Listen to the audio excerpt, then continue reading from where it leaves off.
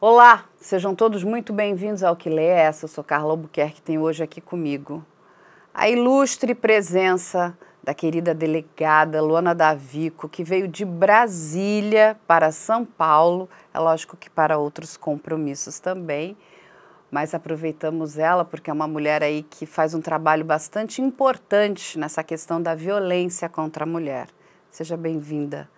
Muito obrigada, para mim é uma imensa honra de estar aqui e com todos esses adjetivos que fazem acreditar que tem valido a pena. Muito obrigada. Não, e vale muito a pena, porque é um trabalho muito importante. A questão da violência contra a mulher, eu acho que a gente não é um trabalho só das mulheres, mas é um trabalho de toda a sociedade, não é um trabalho só da polícia, né?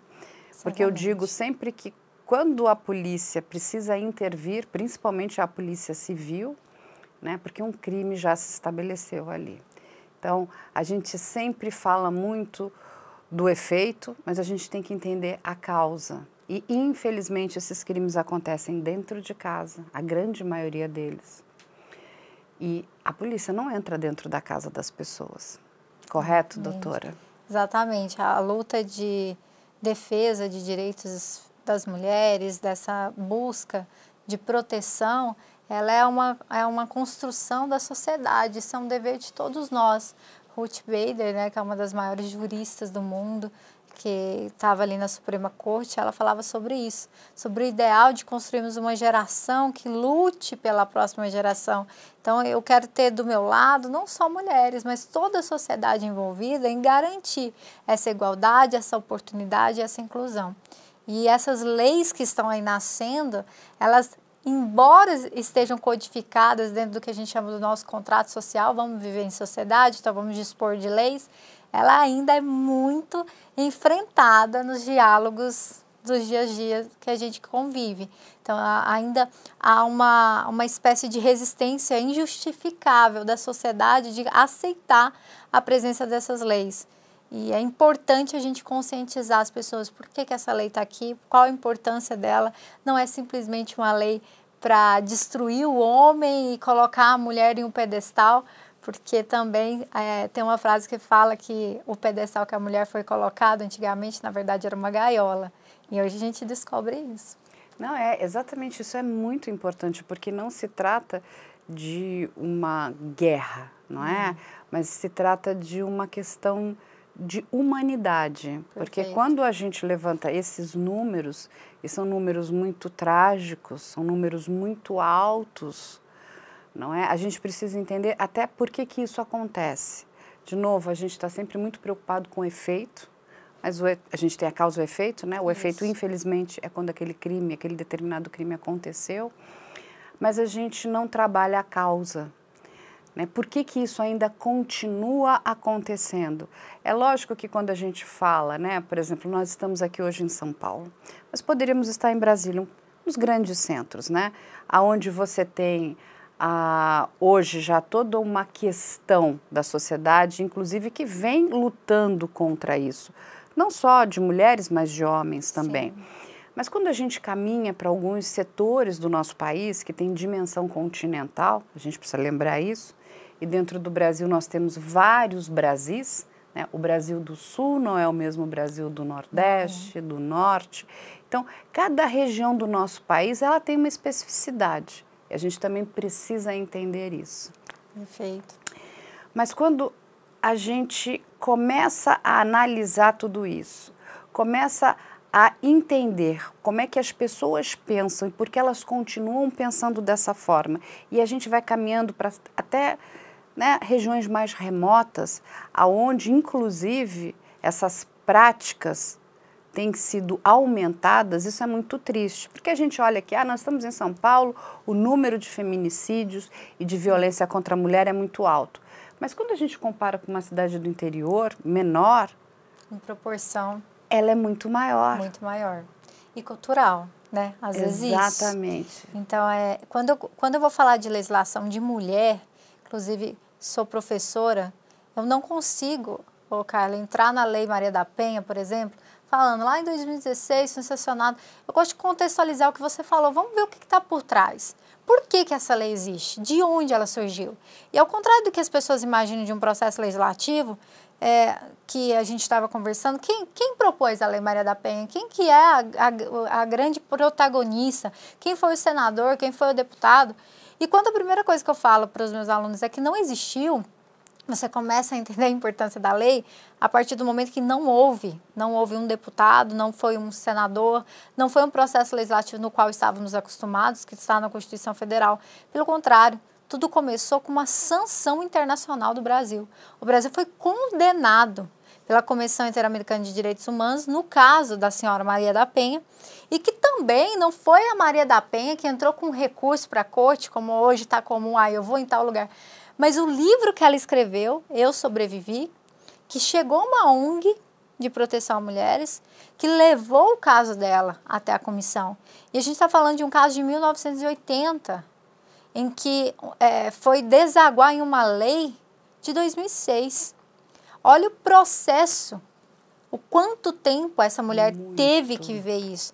Porque a gente está falando de uma situação lá de 1980, que o homicídio, nós não tínhamos crimes hediondos, então ele não era hediondo, não tinha a figura do feminicídio, que é relativamente recente. Então, assim, foi 2 vezes, né, pela mesma pessoa, numa situação caótica, numa situação forjada, e que ele não tinha sido submetido até em meados daquela condenação ao júri. Que é o que a gente discute ainda hoje, não só em matéria de mulher, matéria de leis para a mulher, sobre essa morosidade, sobre essa sensação de que está tudo bem, que se a punição vier vai demorar e quiçá virá, né? E aí nasce nessa condenação uma lei muito bem feita, diga-se de passagem. A Lei Maria da Penha é reconhecida internacionalmente. É uma lei realmente de proteção à mulher. E o segundo impacto que eu gosto de trazer para o meu aluno é que ela não é uma lei que veio criar crimes. Muita gente falou assim, vai criar um monte de crime para proteger a mulher. Não, os crimes já são estabelecidos, são os mesmos crimes que conhecemos no Código Penal, nas legislações. O que muda é a sistemática de uma proteção jurídica. A mulher, numa situação de violência doméstica familiar, diante de um crime da violência doméstica familiar, a quem ela vai recorrer senão o judiciário? Esse acesso à justiça, esse comportamento do Estado que foi diferenciado. Não é mais, eu não vou aceitar mais que o Estado demore 20 anos para dar uma punição e eu não vou aceitar nem horas para que essa mulher seja protegida. Inclusive as alterações que a gente vai discutir é exatamente para diminuir esse caminho que a mulher tem que percorrer entre o momento em que eu fui violentada e o momento em que eu quero ser protegida. Esse caminho tem que ser extremamente encurtado, porque quando nós falamos de violência contra a mulher, muitas das vezes, a maioria das vezes, a gente está falando de mulheres completamente desamparadas e que não têm um acesso, uma estrutura familiar, uma estrutura qual seja, uma rede de apoio para retirá-la desse ambiente de violência. Então, todas as alterações que têm acontecido de 2006 para cá foram exatamente para diminuir um caminho, encurtar um caminho. E até a gente fala que se a medida protetiva de urgência não é urgente, então ela não serve. Essa é a questão da Lei Maria da Penha. E quando nasce a Lei Maria da Penha ali, o principal argumento em 2006, a gente está falando de muito tempo atrás, era que a lei era inconstitucional, né? A conversa era essa. Não, essa lei é inconstitucional porque ela promove uma diferenciação entre homens e mulheres ilegal. E aí, com base nisso, muitos juízes no Brasil passaram a reconhecer em controle de constitucionalidade e inconstitucionalidade da lei, falando que, de acordo com o artigo da Constituição, todos somos iguais perante a lei. Então, que esse tratamento diferenciado, ele não era correto. Sabe o que eu acho engraçado, cara? Que ninguém fez a mesma percepção quando criou a ECA, que foi para proteger crianças e adolescentes, quando veio o Estatuto do Idoso. Não houve essa discussão, todo mundo concorda.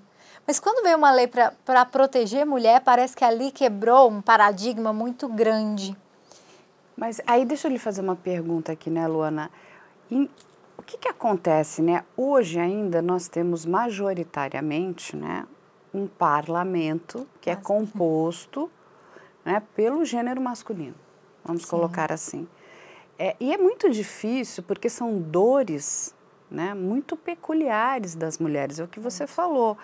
Quando a gente entende a violência doméstica, como ela acontece, né, a questão inclusive da fragilidade que essa mulher é colocada, e a gente pode até trazer aqui, vamos trazer aqui o caso da Lorenza Pinho, né, que infelizmente ali foi, né, morta, e o promotor inclusive já foi condenado em primeira instância, né, pela morte da esposa. O que acontece? Quando a gente entrevista o pai dessa mulher, que tinha toda uma vida ali, né? Ela estudava, ela tinha planos e de repente tudo aquilo mudou. Ela se apaixonou por esse homem e é natural, as pessoas se apaixonam, né? Sim. E nenhum abusador, né? Nenhum agressor, ele vai agir de forma agressiva no primeiro momento, porque se uma pessoa vier e te bater, você vai fugir. Não vem na testa, né? Exatamente. Se ele vier e te agredir verbalmente ou psicologicamente, você fala, nossa, que pessoa é essa? Não vou nem me relacionar com ela. Mas eles são muito, né, inteligentes, vamos colocar assim, né? Porque eles criam todo um ambiente sedutor, a pessoa acaba envolvida naquilo, só que a vida dela começa a virar um verdadeiro inferno. Então, essa moça para de estudar, essa moça para de trabalhar, ela fica completamente dependente e para mim um dos maiores problemas da violência doméstica, a violência contra a mulher é a dependência financeira, que eu acho que nós precisamos falar muito sobre isso. Isso é uma das causas, né? Porque, não, eu que vou cuidar da minha mulher, eu que vou garantir o bem-estar, mas aí você tem o controle sobre tudo. E a pessoa, acho que até de forma ingênua, né?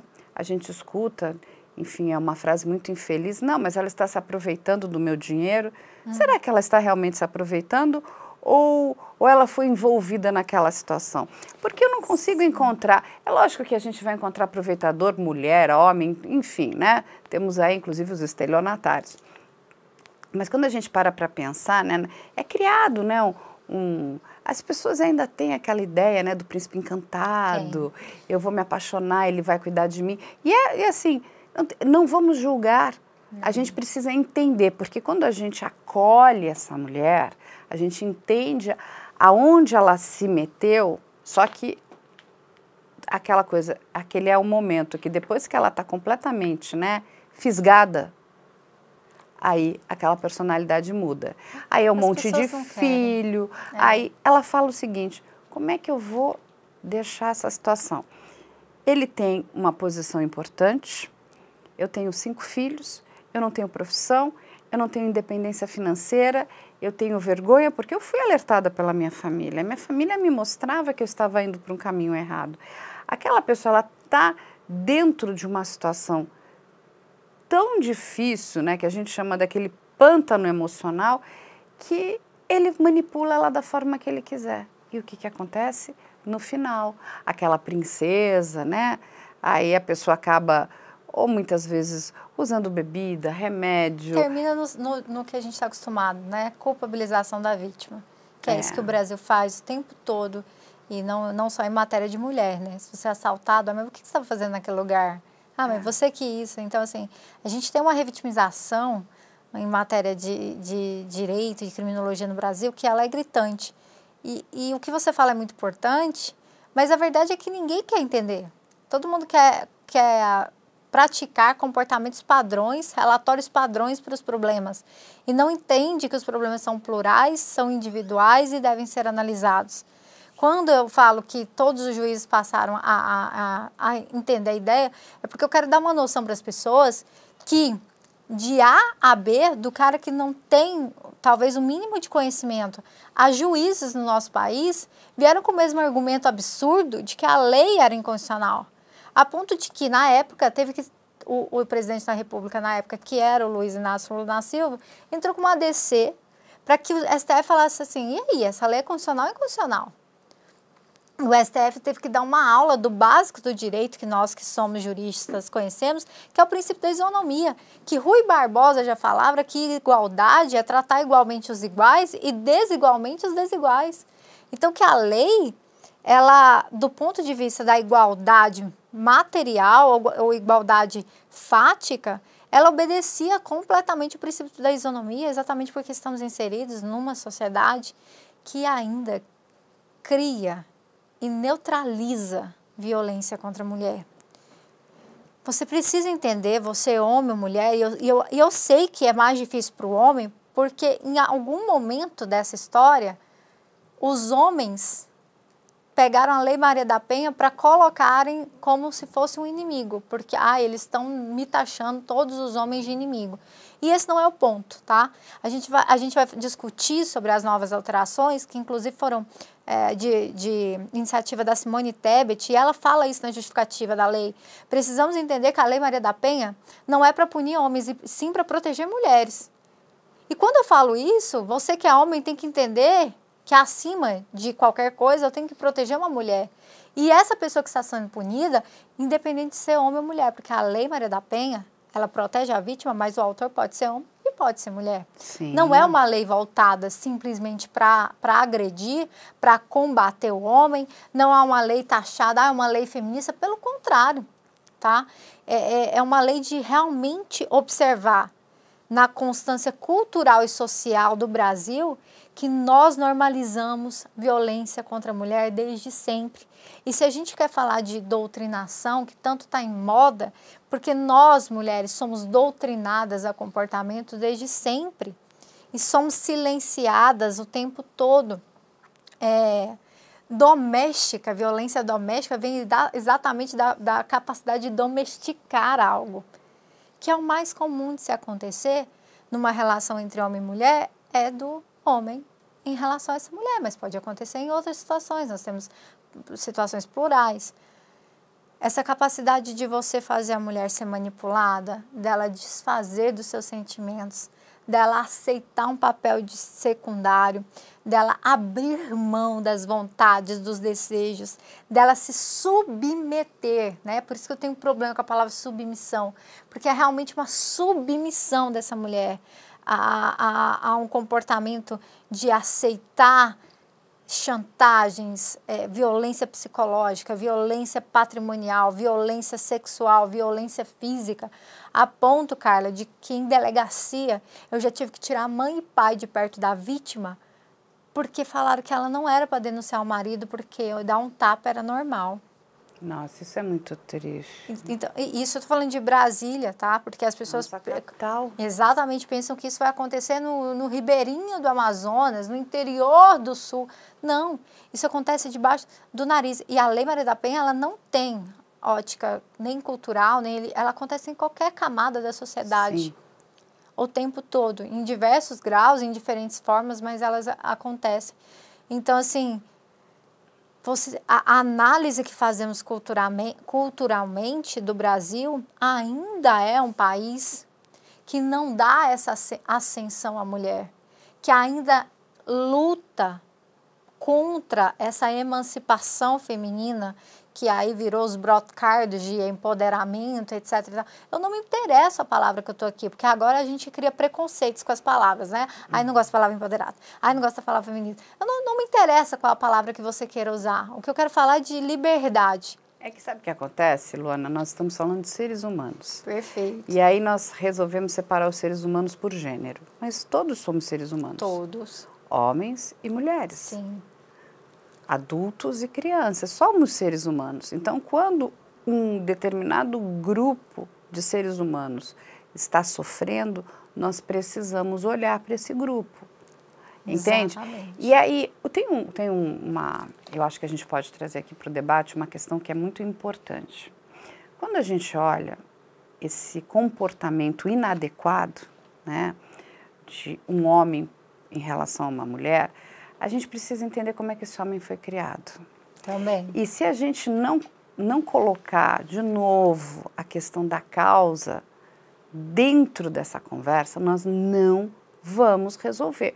Porque eu sempre digo que achar que a polícia vai resolver tudo, isso é uma questão poliana. Gente, tudo virou caso de polícia. Aqui em São Paulo, a pessoa não sabe o dia do rodízio do carro, liga para o Copom da Polícia Militar. É um absurdo, não é? Entra no Google e vê, olha, qual é a placa do meu carro? Posso andar hoje? Não, não posso. Não, mas as pessoas, qualquer coisa ligam para a polícia. E a polícia precisa resolver tudo. Mas quando a gente vai olhar para essa questão, a gente olha para esse homem, que tem essas características, ele teve uma mãe. Teve. Como é que é essa mãe? Entende? Porque assim... Qual é muito... o referencial dele? Exatamente. E nós vamos encontrar ali mulheres que têm um comportamento misógino e machista. E isso é muito triste, porque aí a gente precisa olhar para a gente mesmo. Entende? Como é que nós estamos criando os nossos filhos? Eu digo, né? Eu fui criada, minha família, a família do meu pai, ela é de Mato Grosso. Você imagina, Mato Grosso, lá atrás, né? É uma região bastante ainda machista. Mas eu digo que eu tive um pai mais feminista do mundo. Ele só teve mulheres. Mas ele não precisou levantar a bandeira feminista, nada disso. Ele falava assim, filha minha aqui é forte. Entende? Filha minha trabalha, filha minha vai estudar. Porque só existe uma maneira da gente mudar esse círculo que é hoje vicioso num círculo virtuoso. Então, assim, foi um pai que jogou muito junto. Sabe? Falou, não, levanta a cabeça, sacode a poeira e vamos dar a volta por cima. A gente está junto, entende? E ele também precisou vencer, né? Aquela questão cultural que é muito difícil, sabe? E ele falou, gente, o diferente é maravilhoso. O diferente nos faz forte. Meu pai sempre dizia, né? A raça humana, ela precisa evoluir. E a gente só vai evoluir se jogarmos juntos. Juntos. E é engraçado você falar isso porque eu fui ao contrário. As pessoas me veem assim, devem achar, nossa, a Luana é militante. Não, pelo contrário. Eu já tive os mesmos discursos misóginos. Eu já falei que era mimimi. Eu já quis só me preocupar com o meu umbigo ao invés de olhar a dor do outro. E isso foi mudando com o passar do tempo e principalmente com o meu trabalho na polícia. Lidar com aquilo ali, eu observar que em certas situações extremas de violência, a lei não resolvia nada. É o que você falou, teve uma situação que eu peguei uma mulher agredida e que ela tinha essa escadinha de filhos e que eu falava para ela, olha, você tem que ficar longe, você tem que se separar desse homem, você vai morrer. Não adianta. Ela, não, mas e o meu filho vai comer o quê? Aí eu falo, não, mas espera aí, a gente tem aqui na lei que você pode ficar afastada do seu trabalho recebendo. Aí ela falou assim, não, doutora, você não está me entendendo, eu não trabalho, ele nunca deixou eu trabalhar, ele me tirou do interior do Piauí, me trouxe para cá. O que eu sei fazer, e que é muito triste que a gente precisa falar, Carla, que muitos relacionamentos, principalmente... com essa predominância do domesticar, é transformar a mulher em uma doméstica mesmo. Ela serve para ser uma doméstica e ela serve para procriação, ponto final. E aí eu falei, não, então vamos fazer o seguinte, a gente vai pedir alimentos para você e para os seus filhos, porque a Lei Maria da Penha permite que sejam decretados em medida protetiva, de urgência, alimentos provisionais. Aí ela falou assim, não, mas o meu marido, se ele tiver ocorrência, ele é mandado embora. Então, assim... Se eu prestar toda a jurisdição do Estado, eu não resolvo um problema de dependência econômica que essa mulher criou, de dependência psicológica que essa mulher criou. Eu falo que as 5 formas de violência que estão no artigo 7º da Maria da Penha são as personificações das dependências. Porque você tem ali uma violência física, que não vai, uma presença física, você tem a patrimonial, que é a dependência econômica, você tem a sexual, porque existe dependência sentimental, dependência sexual, você tem a violência psicológica, que para mim, assim, ó, junto com a patrimonial, a dependência psicológica, elas andam juntas. Então, você realmente está interessado em saber por que essa mulher volta com o cara e para de falar que a mulher que volta é porque gosta de apanhar? Que é essa frase célebre que eu detesto. Ninguém gosta de apanhar. Ninguém quer estar num ambiente de violência. A primeira coisa, será que essa mulher sabe que ela está num ambiente de violência? Ou ela cresceu normalizando um ambiente de violência? E é por isso que eu falo tanto sobre o fato de que é quase que uníssono. No meu trabalho em plantão, quando a mulher tem filho, ela fala a seguinte frase para mim: ele é ruim comigo, mas ele é bom pai. E eu não acho que tem como isso andar junto. Eu acho que um cara que agride a mãe dos filhos na frente do filho, que expõe um ambiente doméstico de violência, ele não é um bom pai. Primeiro porque as estatísticas mostram que nós temos números imensos de órfãos de Maria da Penha, que são os filhos que perderam a mãe e o pai ficou preso, são os órfãos da Maria da Penha. Então você está arriscando seu filho virar um órfão dentro de um sistema aí numérico real. Segundo ponto, que você coloca o seu filho para aprender e conviver normalizando um ambiente de violência. E é por isso que a lei Henri Borel, já fazendo aqui um link, ela veio, inclusive, criminalizando, dentro dos aspectos da violência, colocar, né, o filho para presenciar situações de violência. Então, assim, a partir do momento que seu filho presencia você xingando, você gritando. Teve o caso recente que saiu de uma mulher com os 2 filhos num restaurante, o cara gritando e vem um garçom. Então, aquilo é uma violência psicológica contra a criança e a lei Henri Borel, junto com a lei 13.731, também tratou dessa violência psicológica contra a criança e adolescente. Então, não, ele não é um marido ruim, um companheiro ruim, um bom pai. Não tem como desvencilhar a situação, porque você está fomentando esse círculo que não se acaba de normalização da violência. Segundo ponto, você repara a dependência dela? Você realmente está se propondo? O poder público, as políticas públicas, realmente elas se voltam para dar um aporte para essa mulher? Ah, não, mas a gente tem aí a Casa da Mulher Brasileira, você tem uma casa de abrigo, uma casa-abrigo para botar essa mulher nessa situação, Ana, que é uma mulher super vulnerável, que a gente chama de hipervulnerável, que não tem nada, então você tem um abrigo para ela. Mas é um abrigo cheio de regras, é um abrigo que muito se assemelha a uma prisão, elas mesmas falam. Porque elas não podem sair, elas não podem ter contato, ninguém pode saber o endereço. Então, a gente está punindo quem nessa história? A mulher. Não, eu tenho feito um trabalho muito grande, inclusive com mulheres do mercado financeiro que estão dispostas, né, a voluntariamente ajudar essas mulheres. Porque como a gente entende que um dos grandes problemas é a questão da dependência financeira, como é que a gente torna essa mulher independente, né? E a mulher, ela tem uma característica muito interessante, que tem um estudo muito grande, que mostra que a mulher, ela tem um perfil muito empreendedor. Então, se você dá muito pouco, ela consegue transformar aquele muito pouco em algo, enfim, ela vai, fazer brigadeiro e vai vender para poder pagar as contas de casa. Coisas muito simples. Mas ela, lógico que ela precisa, né, de um atendimento. Ela precisa entender como é que aquela coisa funciona. Então, eu tenho trabalhado no âmbito, vamos dizer aqui, civil, né, não público, em como ajudar, porque um dos pilares aqui do trabalho que a gente faz é ajudar essas mulheres. Não só as mulheres, a todas as pessoas que sofrem algum determinado abuso, alguma determinada violência, né?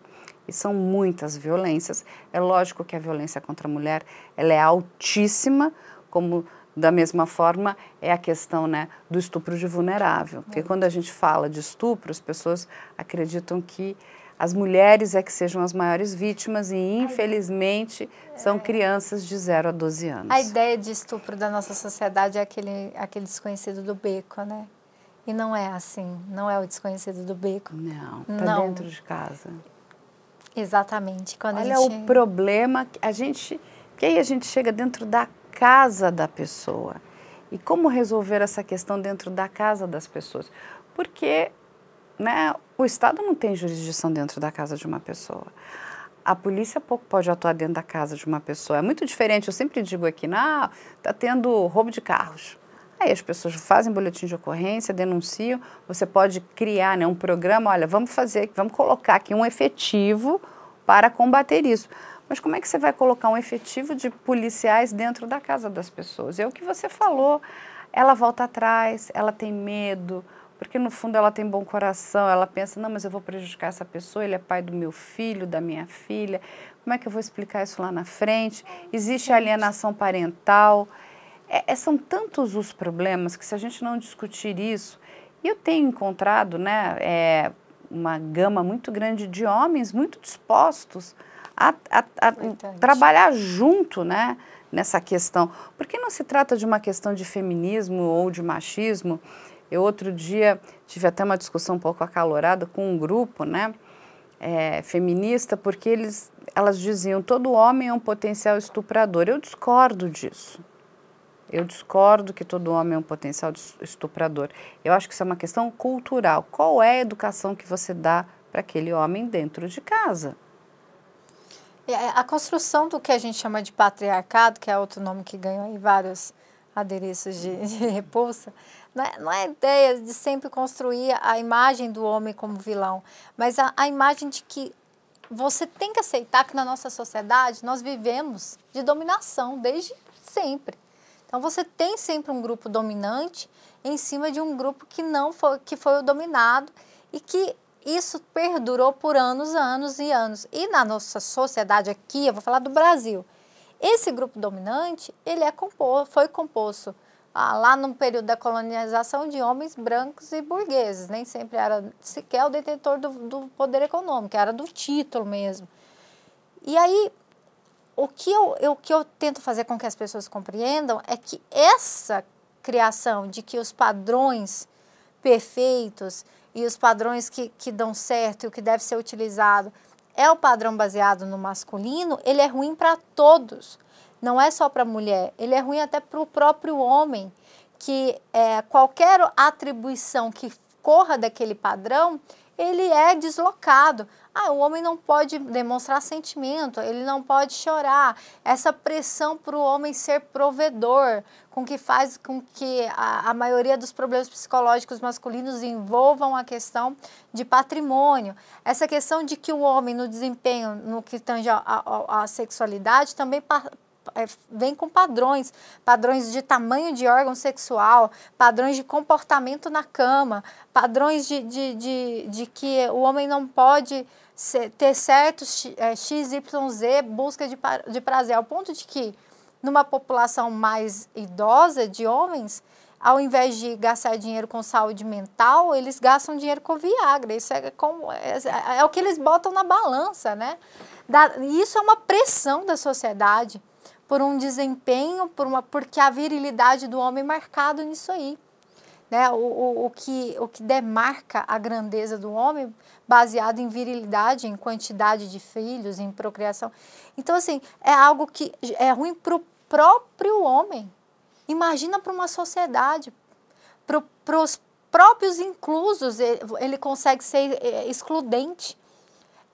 Imagina para quem então vai contra essa corrente, imagina para o homossexual, imagina para uma mulher, imagina para uma criança, que a gente viveu normalização de violência de criança até recentemente, pautado no exercício regular do direito de pai de espancar o filho, sobre as violências que a gente assiste diariamente com idosos que são abandonados em asilos, em casas de repouso, porque se isso não for violência, isso não é amor. Não. Abandono não é amor. Não. E assim, é obrigação, né, dos filhos cuidar dos seus idosos. Isso é uma obrigação, inclusive, legal de cuidado. Então, a gente normaliza, a gente silencia essas dores, porque não é minha dor, ou porque, eventualmente, vai resvalar no fato de que eu vire o abusador, de que eu vire o violentador. E eu não posso pensar assim.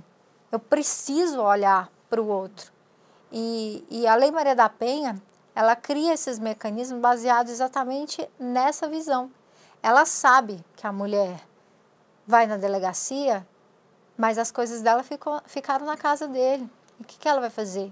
Então, a lei garante que a polícia acompanhe ela até a casa para ela retirar os pertences. Ela sabe, a Lei Maria da Penha, que aquela mulher, às vezes, ela vive na casa da pessoa, ela tem uma total dependência. Então, o que ela fala? Ele sai do lar. Porque, professora, mas nem sempre o homem, né, igual a senhora falou, nem sempre a gente vai ter uma relação econômica equiparada, ou que o homem vai ter condição de procurar um outro lugar, mas a gente baseia nas estatísticas de maioria. E normalmente no relacionamento é muito mais fácil o o homem sair, procurar um hotel, do que eu pegar essa mulher e jogá-la. E aí deixa eu te fazer uma pergunta, porque é uma coisa que é muito recorrente aqui, são dúvidas, né? Por exemplo, uma mulher que sofre a violência doméstica e ela vai pedir uma medida protetiva. Certo. Ela tem obrigação de ir a uma delegacia, ela pode fazer isso de forma virtual, ela pode fazer um boletim online, porque muitas mulheres têm muito medo. Ah, eu vou chegar perto da delegacia, ele vai saber. Como é que a lei prevê essa proteção? Olha, porque hoje a gente pode fazer, por exemplo, um boletim, né? Roubar meu celular, eu vou lá, entro na internet e faço um boletim de ocorrência. De ocorrência virtual. Isso acontece também na questão da violência? Sim. A Maria da Penha, ela tem alguns defeitos para mim nesse ponto de pedido de medida protetiva de urgência. Porque só tem duas pessoas que podem pedir, a própria vítima ou o Ministério Público. O que eu acho um pouco temeroso, o fato que eu, delegado de polícia, não posso pedir. Porque nem sempre a vítima está em condições de analisar o que ela está abrindo mão naquele momento da delegacia. Você quer medida protetiva? Não, não preciso. Então, assim, se eu como delegada, eu não tiver a sensibilidade de virar para essa mulher e falar, olha, essa medida vai te proteger disso, daquilo, se você não fizer, ele pode acontecer isso, aquilo. E a gente sabe que a realidade do atendimento policial está longe de ser o ideal. Imagina numa central de flagrante que tem uma fila de flagrante para acontecer, eu gastar meu tempo com essa mulher para explicar para ela o quanto aquela medida é importante, porque ela é uma leiga. Às vezes são mulheres que não têm estudo. Às vezes são mulheres que foram doutrinadas a pensar que a Maria da Penha é exatamente isso, é uma lei feminista, é uma lei contra o homem. E ela está repelindo aquilo ali por causa dos padrões de educação da nossa sociedade, que é o padrão familiar, o padrão religioso, que também normalmente puxa para esse lado, e o padrão escolar, que é onde a gente tem os maiores embates, né? Que é a educação no todo, como no Brasil. E aí eu tenho que ter essa delicadeza de explicar para ela sobre isso. E há até um trabalho que vai ser publicado de um livro que eu estou participando com a delegada Raquel, daqui também, Galinatti. Ai, que ótimo, adoro, a gente adora a doutora Raquel. Sobre atendimento e políticas públicas da mulher, atendendo exatamente aos anseios da novíssima lei 14.541 de 2023, que é uma novidade legislativa, que fala sobre o atendimento ininterrupto das DEANs e esse atendimento preferencialmente feminino, a necessidade de um olhar sensível, de um olhar diferenciado. Porque você está lá, o policial, o dia inteiro lidando com a pior coisa do mundo, sem parar, aquilo ali, o atendimento ao público, ele é estressante, quem trabalha com o público sabe o quanto é estressante. E aí chega a mulher e não tem, já é difícil uma mulher ter. O homem, então, não tem. Então, levá-la para dentro da minha sala e fazer isso. Então, eu acho que a Lei Maria da Penha tinha que ter a possibilidade de eu pedir a medida protetiva para essa mulher e não tem essa previsão. Então, eu tenho que virar para ela e falar assim, você quer uma medida protetiva? E às vezes não sei nem o que é. Mas hoje ela pode fazer um boletim de ocorrência online? Aí, o que acontece? No Distrito Federal, e é um programa que foi reverberado no âmbito do governo federal, existe a possibilidade dela fazer tudo virtual. Olha que ótimo. E a medida protetiva sai para ela em menos de 24 horas. Gente, olha, eu digo que o programa é bom quando a gente passa informação de qualidade. Olha que coisa boa, porque muitas mulheres não sabem o que fazer. Exatamente. Elas têm medo, às vezes, de ir até a delegacia de polícia, porque acham que estão sendo seguidas pelos maridos. Elas estão presas dentro de casa. Né? Exatamente, estão presas dentro de casa e, às vezes, elas têm um celular. Elas têm acesso a um computador, então elas podem preencher um boletim de ocorrência falando, contando o que está acontecendo e automaticamente pode fazer já diretamente esse pedido da medida? Isso. No Distrito Federal a gente tem, o programa ele é ligado diretamente com o TJDFT. Olha que ótimo. Então ela pede a medida protetiva e vai diretamente para o juiz e essa alteração é muito importante, que o juiz já dá a medida protetiva. A medida protetiva, ela é realmente uma medida cautelar de proteção. Não estou condenando ninguém. Eu não tô fazendo protegendo. Juízo. Exatamente. Estou protegendo essa mulher. Então, isso é muito importante que se deixe claro. A pessoa acha que vai pedir uma medida protetiva, vai acabar com a vida da pessoa, é um processo. Não. Ontem, entrou em vigor uma alteração na Lei Maria da Penha, que a concessão de medida protetiva de urgência independe da existência de crime. Olha que bom isso, Luana. É importante que as pessoas entendam isso, porque, número um, aí depois que foi estabelecido isso, é lógico que haverá uma investigação para saber qual é o tamanho do problema. Se há um crime, se há algo acontecendo mesmo. Mas se alguém chega para mim, me protege, bate na porta da sua casa, meu Deus, vão fazer alguma coisa, você não bota ela para dentro? É basicamente isso. Então, o papel do judiciário nesse momento é o quê? Vou proteger. Estou protegendo a mulher, não tô prendendo ninguém. Aí depois vai haver uma investigação. Exatamente. Agora, mesmo em estados que não tenham esse convênio com o tribunal, as delegacias eletrônicas, elas são lineares, existem no Brasil inteiro. Então, você também pode, e ali vai ter o procedimento que a delegacia eletrônica repassa para a delegacia da área para iniciar o tratamento do trabalho do que está acontecendo. Por que essa mulher está, o que ela está narrando, o que ela precisa de forma urgente. E é engraçado, e é importante falar isso, porque nós tivemos uma decisão recente do STJ, no sentido que as medidas protetivas de urgência, elas serão decretadas pelo local de domicílio da vítima. Porque antes a gente entrava naquelas regras de competência do crime, teoria do resultado. Às vezes a mulher sofria uma violência durante uma viagem, alguma coisa, e aí chegava na cidade e tinha que mandar para o local que teria ocorrido o crime, em tese, não. É o local de domicílio da vítima. Então, se você sofreu uma violência doméstica em outro estado, em outra cidade, você pode ir na sua cidade e o juízo de lá vai fazer o deferimento, a análise dessas medidas protetivas de urgência. Que o grande enfoque das alterações legislativas que ocorreram ontem é a proteção dessa mulher. Mais uma vez, medida protetiva de urgência que não é urgente, ela não serve de nada. Não serve para nada. E até você trouxe um dado importante aqui, Luana, medida protetiva de urgência. O que acontece? A gente tem um caso que é muito emblemático, né? E eu acho que ficou uma mácula aí nessa questão da Lei Maria da Penha, que envolve, né, a Elisa Samúdio, lá atrás, com o goleiro Bruno, aonde essa mulher que estava sofrendo várias agressões, né? Ela havia levado isso para a delegacia de polícia. A delegada faz exatamente o que você falou, você precisa de uma medida protetiva, e a juíza, porque a gente não vai deixar, não podemos esquecer que era uma juíza mulher, nega a medida protetiva dizendo que ela não era esposa do goleiro Bruno, logo ela não teria o direito a uma medida protetiva. Isso é muito triste. E aí o que acontece? Olha a quantidade de coisas que foram, né, criadas eu digo que é o efeito dominó. Se ela tivesse recebido uma medida protetiva, possivelmente a gente vai acreditar aqui que ela pudesse estar viva. Porque a medida protetiva, inclusive, ela é olha, presta atenção, né? A gente está de olho em você.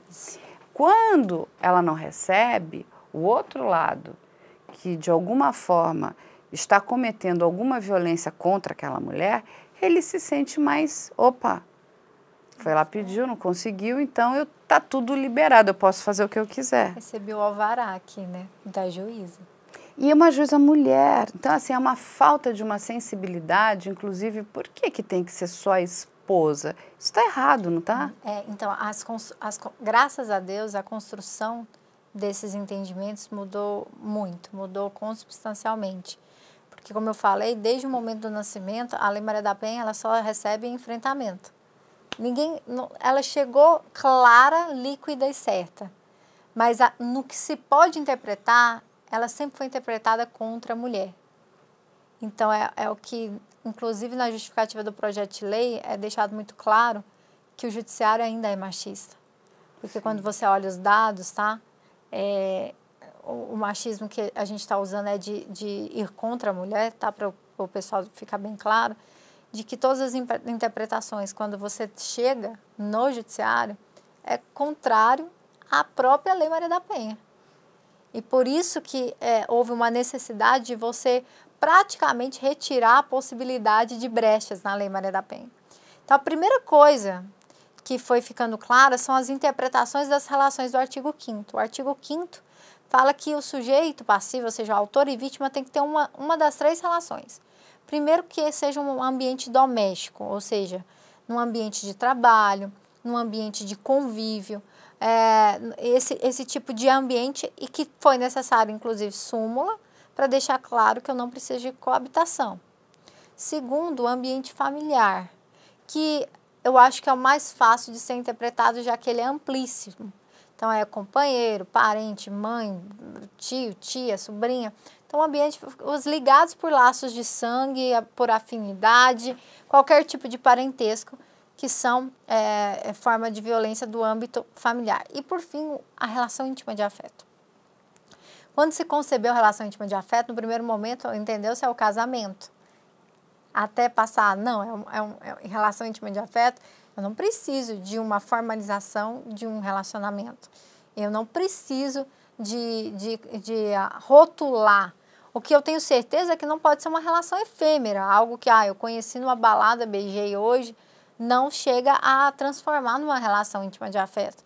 Mas a ligação, o namoro, e a gente passou até a jurisprudência fielmente interpretando ao cabimento em situações de relacionamento extraconjugal, por exemplo, que também foi uma luta, em ex-relacionamentos, porque ainda tinha gente que falava, não, se é ex-mulher não tem mais relação íntima de afeto, pelo contrário, tem relação de ódio, então não vamos aplicar a Lei Maria da Penha. Então, assim, se a violência se deu porque houve uma relação íntima, ainda que passada, porque ela tem essa relação aqui, essa ligação, então ela também vai caber. Hoje, a Elisa Samúdio com certeza não teria que enfrentar o que ela enfrentou. Mas, infelizmente, é muito triste o que ela enfrentou. Ela passou por isso e serviu, infelizmente, teve que servir de exemplo para mudar essa realidade. Então, se você acha, mulher, tem medo, porque a minha relação é muito leve ainda, é muito nova, não é no tempo que se determina, é realmente nessa intimidade, que não tem nada a ver com o tempo, não tem nada a ver com uma certidão de casamento, nem nada parecido com isso. E ainda enfrenta, a gente ainda enfrenta dificuldade. Eu lembro que eu fui acompanhar uma colega que era advogada, e ela teve um relacionamento de 6 meses, só que desses 6 meses, 4 meses ele ficou morando com ela. Ele acabou envolvendo ela no trabalho dele, os dois viraram uma espécie de parceria, de sociedade. Ela como advogada, ele fazendo o trabalho nas redes, nas mídias. E a primeira coisa, quando eles terminaram, foi ele limpar as contas, bloquear, difamá-la para os clientes. Então, assim, tudo que você observa que só aconteceu essa violência em relação da relação íntima deles. E quando a gente foi registrar, a gente registrou a ocorrência na DEAN de Goiás, mas o juiz não concedeu a medida protetiva falando que a relação deles era de trabalho. E ainda que fosse de trabalho, encaixava no primeiro, né? Então, é isso que a gente está falando. Toda vez que há uma brecha para interpretar a Lei Maria da Penha, ela vem ao contrário. E é por isso que a gente parece chato, cansativo, quando a gente fala que precisamos de mais mulheres no Poder Judiciário. Sim, e mulheres conscientes, né? Porque, como você falou, era uma mulher que negou. Era uma juíza, era não uma é? juíza. Entendeu? E aí, quando você olha assim, falou, não é? Talvez um juiz tivesse concedido a medida protetiva para ela. No dia 16 de março, eu fui assistir uma audiência, né? Uma sessão do STJ, em que eu via a luta da ministra Laurita Vaz contra os outros 3 ministros que estavam lá, 4 ministros, para tentar convencê-los que era uma violência contra a mulher, e ela saiu vencida. E eu fico pensando, se tivesse outra mulher para ajudá-la, porque para mim me parecia muito óbvio o que ela falava, e para eles não. Porque quando você dá essa brecha, fica sempre interpretando, eu vou interpretar aqui para proteger esse homem, para proteger essa vítima, e esquece que, novamente, a Lei Maria da Penha não é sobre o homem, é sobre a mulher, é sobre a proteção de uma mulher. Então, assim, é necessário que as pessoas entendam que é melhor proteger do que remediar. Remediar uma violência doméstica é quase impossível. Quando a gente fala... eu falo sobre a linha tênue entre a ameaça e o homicídio, é algo muito sério. Que a mulher chega na delegacia com uma ocorrência de ameaça, que é um crime de menor potencial ofensivo, com a pena de 6 meses, e que eu sei que esse cara não vai ficar preso. Eu faço a PF, Carla, eu faço questão de pôr, assim, a fiança muito alta. Isso quando eu não nego a fiança. Porque eu tenho a possibilidade do 12C, parágrafo 2º, quando envolver risco iminente à vida, não será dada a liberdade provisória ao preso. E você vê que a pessoa sai da audiência de custódia sem sequer com uma tornozeleira. E qual que é o próximo passo da ameaça, se não é cumpri-la? Exatamente. A gente tem um caso que é muito emblemático também no Rio de Janeiro, que envolveu uma juíza, a juíza Viviane. Aquilo é de uma tristeza profunda, porque o ex-marido da juíza mata ela na frente das 3 filhas. Anos depois, né, do primeiro problema. E aí você veja, ela tinha uma medida protetiva que ele não respeitava. Ela tinha, inclusive, o direito de ter segurança ali, né? Escolta. Uma escolta, porque era uma juíza. E a filha, olha que triste, porque esse pai não pensou, ele é tão egoísta, né? Ele não pensou em nenhum momento nessas filhas e principalmente nessa filha. Porque a filha falava para a mãe, mãe, meu pai não é um criminoso. Por que temos que ter essa escolta? Isso é muito agressivo. E a mãe, pensando nas filhas, né? Pensando no bem-estar, na saúde mental das filhas, falou, não, tá bom, então eu vou abrir mão da escolta, porque entendo que acho que a coisa agora está controlada. Ele aproveitou a brecha numa noite, gente, isso é muito triste, que ela vai entregar as filhas para passar o Natal com o pai, né? Ou seja, na véspera para o Natal, e ele mata ela na frente das filhas. E nós não estamos falando de uma classe de pessoas, né, mais vulneráveis financeiramente. A gente está falando de uma classe, de uma elite. Ela é uma juíza e ele um engenheiro. Olha que triste isso. Não, e é mais comum do que imagina. A gente, nessa construção da medida protetiva ser eficaz, a gente teve a necessidade de se criar um tipo penal, que é o descumprimento de medida protetiva, porque era tão ridículo. Quando o homem descumpria a medida protetiva, os tribunais entendiam que não havia crime de desobediência, que a única coisa que poderia ser feita é a representação por uma prisão preventiva, e que demora para acontecer. Você tem que representar, você tem que passar por um judiciário, você tem que sair um mandato, e aí você tem que cumprir o mandato. Então, assim, não, eles entendiam que não havia um crime. Aí você tem uma reação legislativa que o legislativo fala assim, você está brincando comigo, né? Não, então vamos criar o crime. A gente cria o crime de descumprimento de medida protetiva. Na Lei Maria da Penha, o primeiro e único crime da Lei Maria da Penha é o descumprimento de medida protetiva, e coloca que, inclusive, ele é inafiançável em sede de delegacia, realmente para que aquela pessoa fique presa. E uma das coisas mais comuns que acontecem é em descumprimento de medida protetiva. Eu perguntar em descumprimento consentido, que quer dizer o quê? Que a mulher permitiu que ele se aproximasse, que a mulher trocava mensagem com ele, passou a trocar. Eu falava assim, mas por que você fez isso? Você veio aqui, você pediu uma medida protetiva, a juíza mandou ele afastar de você, mandou ele não ter contato com você, e ela fala, minha filha pediu, meu filho pediu. São situações muito complexas, não é, Luana? Mas deixa eu te fazer uma pergunta, porque todo mundo vai fazer essa pergunta. O que mudou, né, na lei? Porque você falou que essa lei ela sofreu algumas alterações. Isso. Ontem, especificadamente, as 2 grandes mudanças foi considerar que violência de gênero contra a mulher seria qualquer violência doméstica ou familiar. Traduzindo, quando a gente tem que entender se aquele caso é Maria da Penha ou não, a gente olha os requisitos. Primeiro requisito, que a vítima seja mulher, tá? E é o gênero mulher, isso já é consolidado, aplicando-se inclusive para mulheres trans. Segundo ponto, o sujeito passivo, ele tem que estar numa das 3 relações que a gente falou, doméstico, familiar ou íntima de afeto. Quarta situação, eu preciso de uma violência. Aí a gente tem as violências, as 5 violências que estão no artigo 7º. E, por fim, a gente tinha que analisar um dolo de uma violência baseada numa vulnerabilidade, numa hipossuficiência, numa relação de dominação. esse requisito, Carla, ele era o requisito subjetivo. Ele era o requisito que deixava que o juiz falasse, não, isso aqui não foi, não tem hipossuficiência da mulher. Você lembra do caso da procuradora que apanhou do procurador? Sim. Então, não foi Maria da Penha porque ela era chefe dele. Não tem aqui uma relação de dominação dele sobre ela não é vulnerável, ao contrário. Então, sempre que dava essa margem, utilizava. E aí os dados trazidos, inclusive na proposta de lei, era que 89% dos casos que envolviam, por exemplo, briga no ambiente familiar, com irmão, tio, pai, sobrinho, sogra, nora, eram afastados. Tem noção disso que 89% dos casos de violência familiar, os tribunais afastam, falando que não é uma violência de gênero, mas é uma briga familiar. Quase falando briga de marido e mulher, a gente não mete. Então, era como se fosse uma briga familiar. Ignorando os fatos que no ambiente familiar a mulher também é vulnerável, também é hipossuficiente.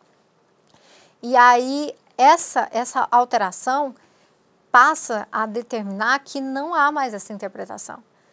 Professora, mas a senhora não acha que vai haver injustiças? Que em determinadas situações realmente não há uma vulnerabilidade, pode acontecer o que é chamado de oportunismo de gênero, né? Vou usar ali para mim de forma oportunista. Pode, a lei até tem falhas, toda lei ela vai ter uma interpretação falha. Só que não dá mais para a gente conceber que isso seja a regra. Não tem como você conceber mais que a mulher esteja nas mãos de um judiciário que interprete sempre ao contrário dela. Não dá para conceber que a Lei Maria da Penha veio para proteger a mulher e ela se sente, na verdade, desprotegida e ridicularizada. Como você falou, é um fomento para a violência. Se ela vai lá, se ela registra, se chega no tribunal, o juiz fala assim, não é. E o agressor ou a agressora vai se sentir o quê? Inflada no direito de continuar aquela violência. Então, o que a gente estava fazendo? Fomentando violência contra a mulher, ao invés de protegê-la. Então, você realmente tem que dar um passo muito maior, porque a gente sabe que ainda isso aqui vai ter brechas dentro do meio jurídico, para que, na pior das hipóteses, essa mulher ainda continue protegida. Então, foi isso que a grande alteração do artigo 40A fez. Então, eu não tenho mais essa interpretação. Então, chegou uma situação de violência que completa os 4 primeiros requisitos, eu vou presumir a hipossuficiência, a vulnerabilidade e essa questão de dominação. Acredito que, se ficar cabalmente demonstrado que não havia, vai ser afastado, porque defesa é para isso, defesa e direito são para proteger, inclusive o réu que eu não gosto, é por isso que estão ali, mas a priori é isso. Segunda grande mudança, assim, além de outras muito específicas, foi exatamente que a medida protetiva será concedida independentemente da ocorrência de crime, porque houve uma decisão recente que, se não houvesse indiciamento do acusado, as medidas protetivas não poderiam continuar a vigorar. E isso era, para mim, uma aberração completa. Primeiro, porque inquérito policial é dispensável. Segundo, porque indiciamento é um ato formal e que também, para o STJ, é dispensável. Terceiro, que nós temos crimes que são condicionados à representação, em que a mulher tinha o direito, basicamente, de não querer representar criminalmente contra o cara, mas querer a proteção. Eu não quero ferrar com a vida do cara, é isso que ela fala. Mas eu preciso de uma proteção. Mas eu quero ficar protegida. E aí, por essa interpretação sistemática, eu nunca poderia sequer protocolar o pedido de proteção dela, de protetiva, porque eu não vou ter um inquérito, eu não vou ter investigação. Não tem um boletim de ocorrência. Isso, e excluía completamente que a Lei Maria da Penha tratava já de medidas protetivas no âmbito civil. Então, você condicionava a ter um inquérito policial, a ter um indiciamento, a ter um crime para ter uma medida protetiva. Ou seja, ela pode hoje, no âmbito civil, pedir uma medida protetiva. Independentemente de qualquer ocorrência criminal. Luana, mas existem situações que não vai ter ocorrência criminal que você acha que a mulher pode precisar de uma medida protetiva? Pode. A própria alienação parental não é crime, por exemplo. Mas isso é muito bom. inclusive para as pessoas saberem. Então, olha, eu não quero representar criminalmente contra ele, mas eu preciso porque eu sinto que eu estou em perigo. E eu faço isso em delegacia. Quando a mulher não quer, eu não tenho como obrigá-la. Mas eu falo para ela, então pede a medida protetiva, pelo menos. Mas e aí ela precisa constituir um advogado, é isso? Não, não precisa Como de nada. Como é feito isso? É em sede de delegacia. Ela vai até a delegacia, e fala que aí ela precisa ir fisicamente. Não, pode ser online também. Ela narra o que está acontecendo com ela e pede a medida protetiva para o tribunal. E a gente encaminha o pedido de medida protetiva. Aí, se for online, vai chegar lá no, enfim... No tribunal.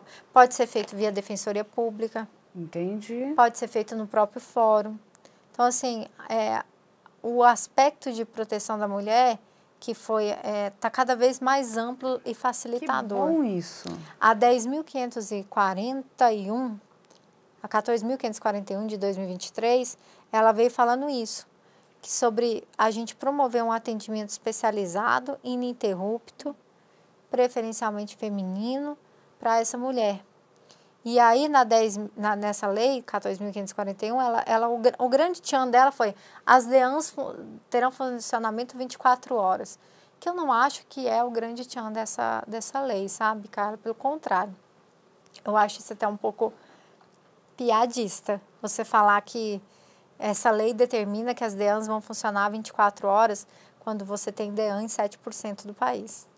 Exatamente isso que eu ia te perguntar. Você não tem em todo o país. Não, 7%. Então, você precisa realmente dessa questão do online, que isso facilita muito. Exatamente. Você está num lugar remoto, você consegue fazer. Agora, essa mesma lei falou que o Fundo Nacional Penitenciário, a verba, poderá ser utilizada para a criação de DEANs. Isso é muito importante. Mais importante do que você fazer essa DEAN funcionar 24 horas é fazer TDEAN.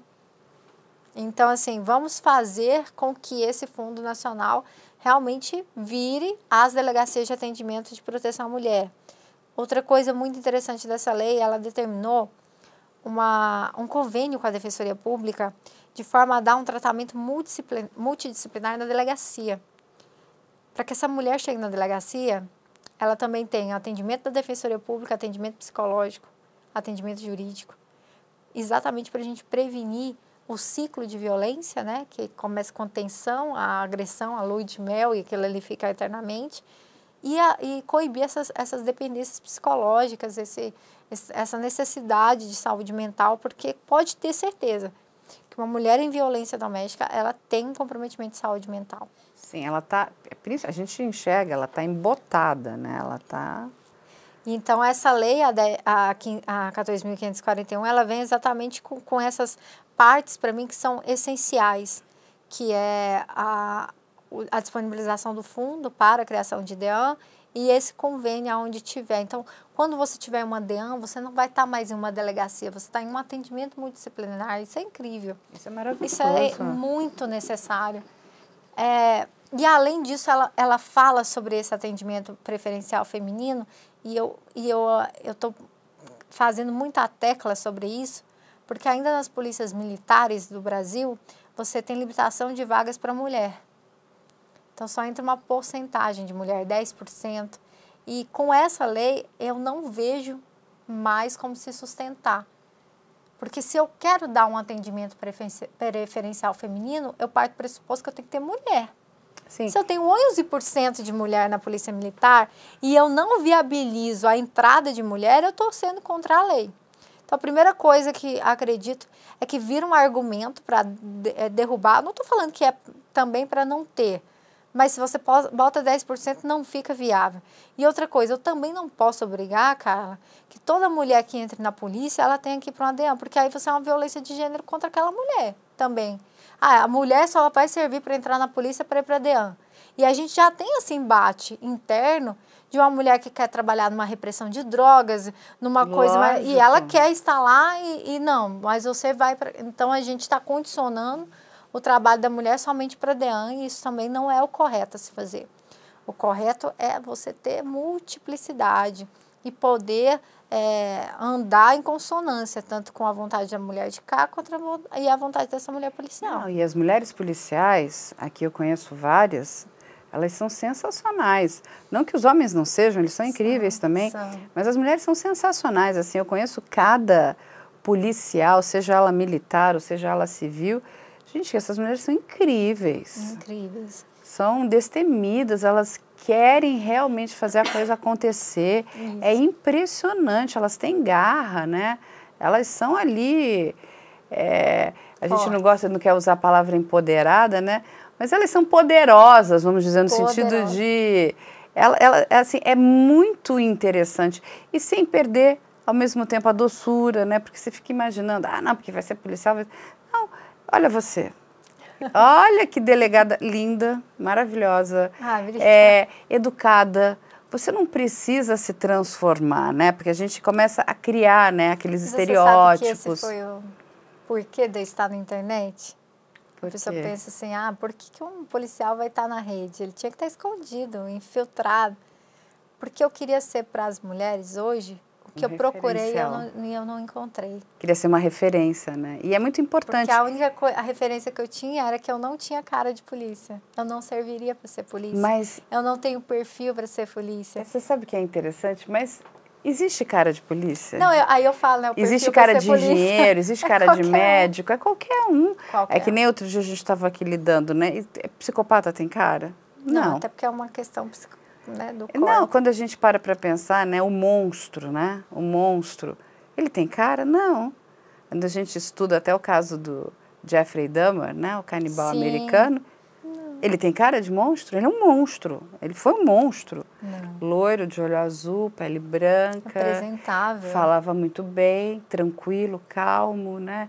Tinha controle da situação. Tanto que ele conseguiu enganar a polícia há muito tempo. Tem cara? Não tem. Quando você olha o Ted Bundy, um homem bonito. Olha o que ele fez. Um serial killer horroroso. E é importante falar isso, porque as mulheres, nós nos culpamos. Até quando somos vítimas, nós nos culpamos. Nossa, por que eu me relacionei com esse cara? Por que eu estava nisso? Por que eu aceitei isso? A primeira coisa que a mulher tem que entender é que o cara não vem com uma etiqueta escrita. Todo mundo pode ser vítima. E é muito infeliz aquela frase, isso não aconteceria comigo. Olha, pode acontecer com qualquer pessoa. Qualquer. Porque essa é o que você falou, as questões psicológicas, né, elas estão além do nosso controle. É o momento. E é importante também frisar que DEAN não é só para violência doméstica familiar.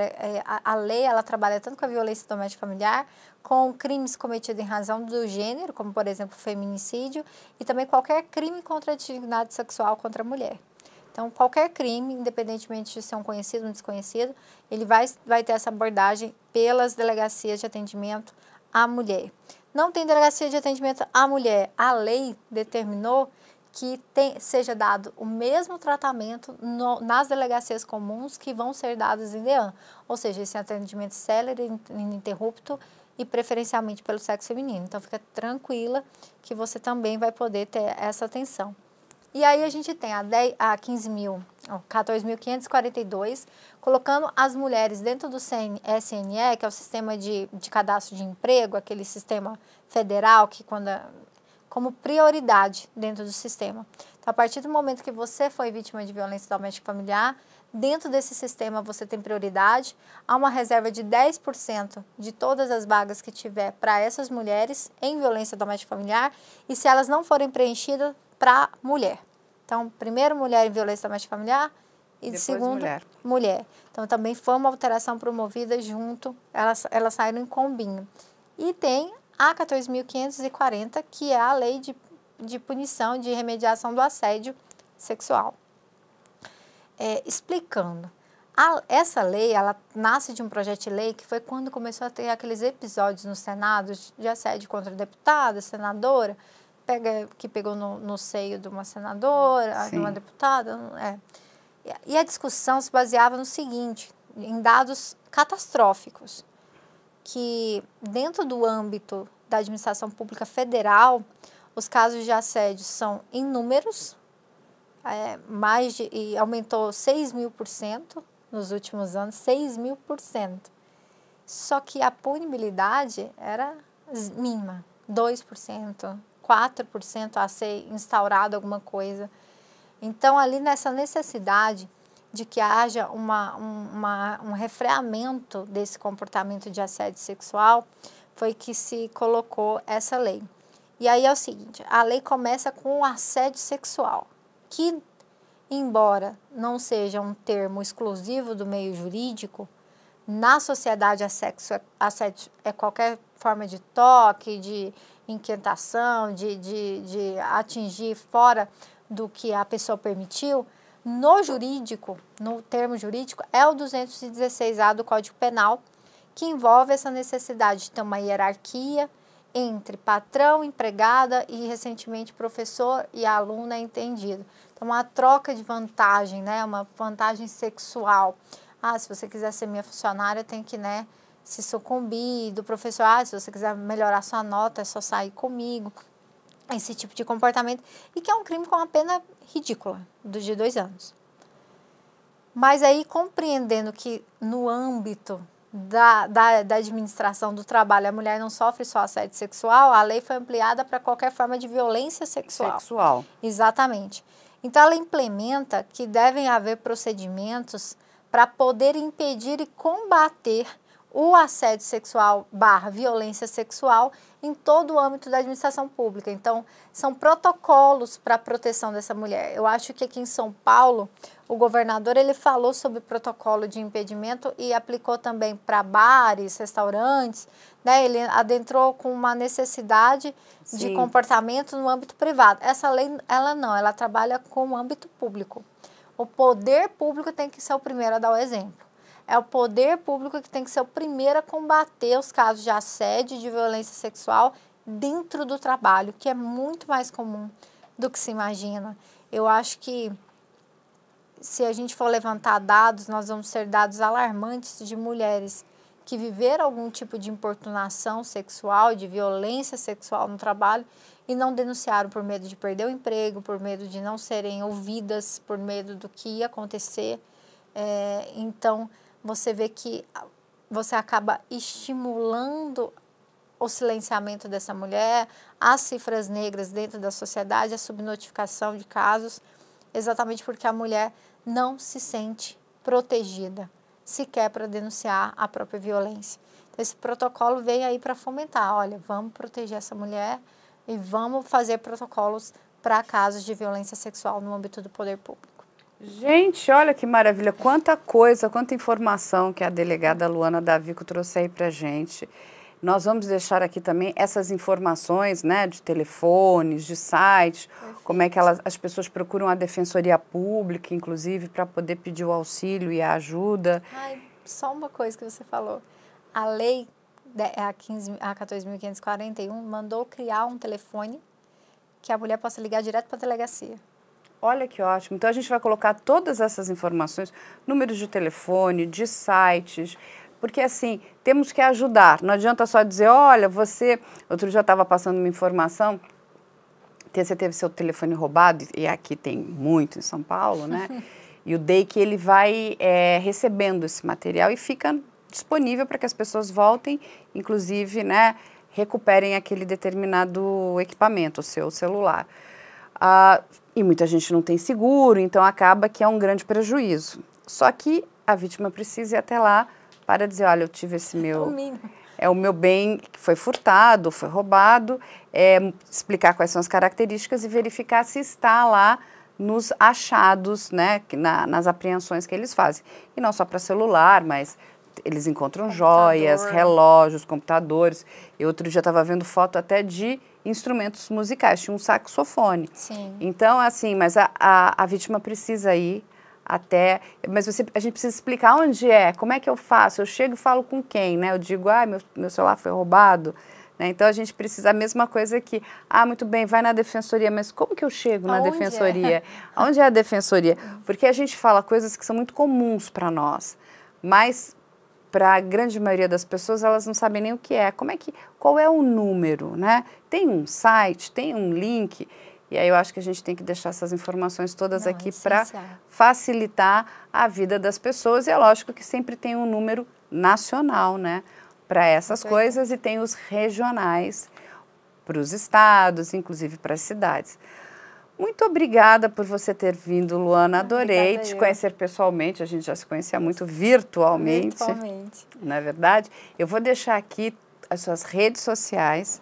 Vou deixar aqui também o link dos cursos, porque a Luana, nossa querida delegada, é professora também.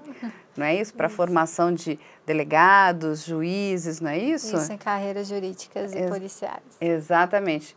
Então, quem tiver interesse, não deixe de fazer as aulas da Luana. E não só isso, né? Entre em contato com ela. Eu acho que assim, muitas mulheres querem mais informação, né? Precisam de ajuda e às vezes passar um link, né? E às vezes é um acolhimento também, né? E eu tento responder todo mundo nas minhas redes sociais. Eu acho que é uma coisa que eu me dedico, é realmente dar esse atendimento, esse acolhimento. É que você fala, às vezes é só ouvir. Né? É só ouvir, as pessoas só precisam de um pouquinho de atenção. Então, quando a gente faz isso, eu também tento fazer sempre o mesmo, né?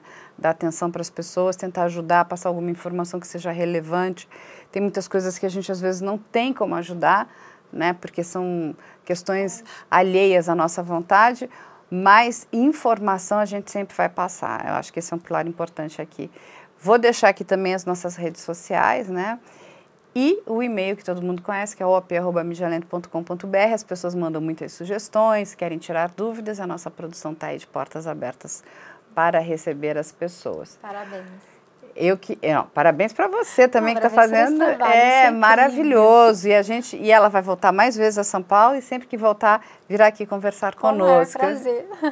Obrigada, Luana. Obrigada, um beijo. E a gente espera vocês na próxima semana com mais um Que Lei é Essa?